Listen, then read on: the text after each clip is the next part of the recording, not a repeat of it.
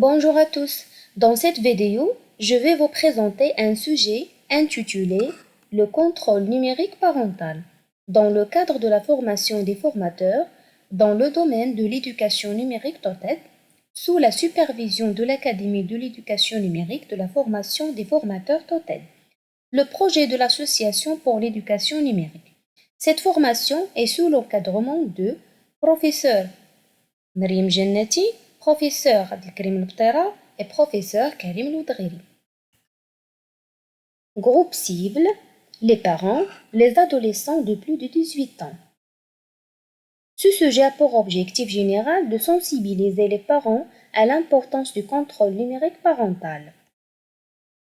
Dans cette présentation, nous abordons les thèmes suivants. Introduction. Qu'est-ce qu'un contrôle numérique parental? Pourquoi installer un contrôle numérique parental? Les différentes configurations d'un contrôle numérique parental, comment mettre en place un contrôle numérique parental, le contrôle numérique parental, suffit-il à préserver les enfants et conclusion. Aujourd'hui, les enfants grandissent avec les outils numériques, certains appareils peuvent se révéler intéressants sur un plan éducatif ou pédagogique, et il est désormais admis que leur utilisation doit être limitée quantitativement et qualitativement par les plus jeunes et les adolescents.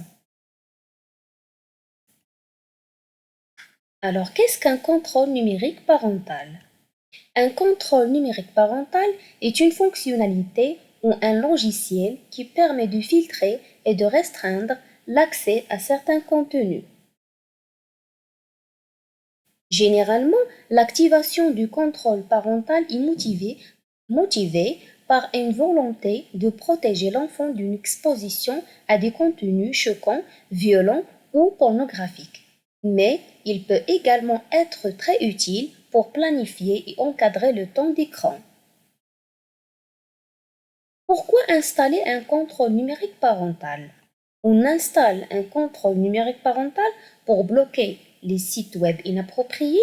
Ces sites peuvent être restreints en bloquant certaines catégories. Aussi, pour lutter contre la cyberintimidation, il est possible de voir les messages et les appels sortants et entrant via un appareil mobile. On installe un contrôle numérique parental pour limiter les téléchargements aussi. Les contrôles numériques parentaux vous permettent de limiter les téléchargements à partir des sources non fiables et suspects. Quelles sont les différentes configurations d'un contrôle numérique parental? Ce type de contrôle nous permet de créer plusieurs profils, de limiter la durée d'exposition aux écrans et nous permet aussi de contrôler l'utilisation des appareils numériques par les enfants grâce à des statistiques ou des historiques. Alors, comment mettre en place ce contrôle numérique parental? Les logiciels de contrôle numérique parental existent sur l'ordinateur et les périphériques mobiles. Ils sont généralement protégés par un mot de passe connu uniquement des parents qui peuvent ainsi modifier les paramètres et afficher des rapports d'utilisation. Une autre manière de réaliser un contrôle parental est de filtrer directement la connexion depuis la box Internet en choisissant d'utiliser un serveur DNS qui bloque les contenus choquants pour les enfants. Les parents s'assurent d'une navigation saine, un résultat similaire peut être obtenu en paramétrant un proxy. En ce qui concerne le contrôle numérique parental sur mobile, les smartphones ou mobiles Apple et Android intègrent directement des fonctionnalités de contrôle parental. Vous pouvez donc les activer en passant par les paramètres d'accessibilité avant d'offrir son téléphone portable à votre adolescent. Vous pouvez également compléter ces fonctionnalités natives avec des applications proposées par les opérateurs téléphoniques Orange ou Maroc Telecom, etc. En ce qui concerne le contrôle parental sur une console de jeu, les consoles de jeu sont également connectées à l'Internet.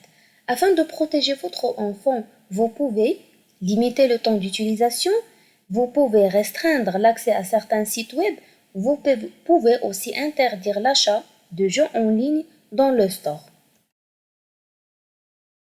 Le contrôle numérique parental est issu de votre abonnement Internet. Tous les fournisseurs d'accès à Internet incluent le contrôle numérique parental dans leur offre. Elle permet de paramétrer trois types de profils: enfants, adolescents et adultes.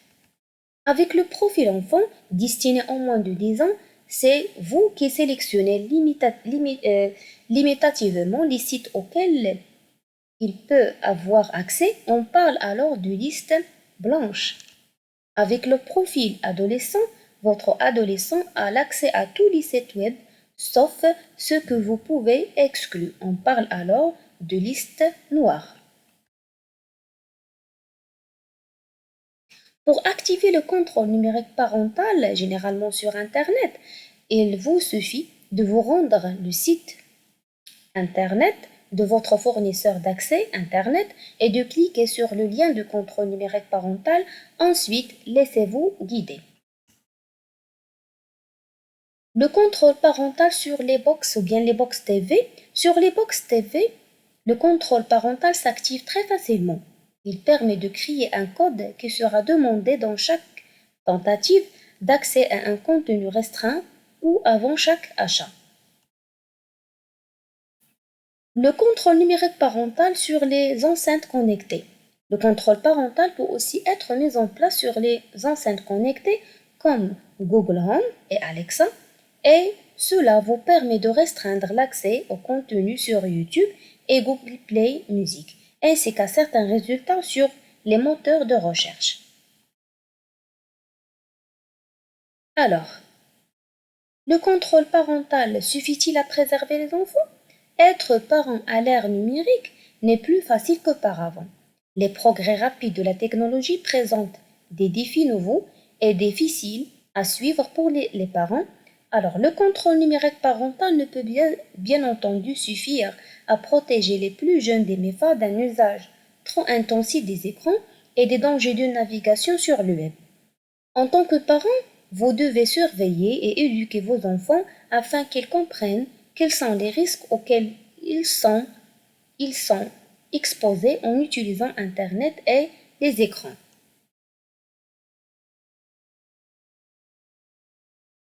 En résumé de ce qui précède, nous concluons que le contrôle numérique parental est devenu une nécessité urgente à notre époque, mais qu'il ne remplace pas le rôle primordial important de surveillance et d'éducation. Et merci à vous finalement.